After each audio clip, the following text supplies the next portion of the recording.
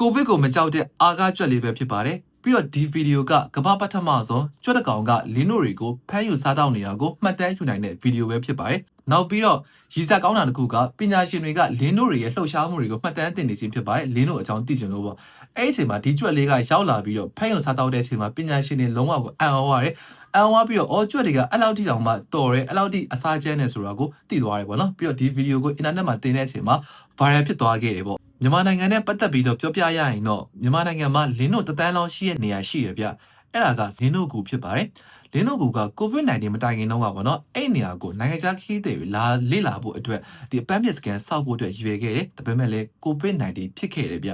COVID-19 ဖြစ်ပြီးတော့2020တုန်းကလည်းအဲ့ဒီဂူထဲမှာရှိတဲ့လင်းတို့တွေကိုတွားစစ်ဆေးကြည့်တဲ့အခါမှာ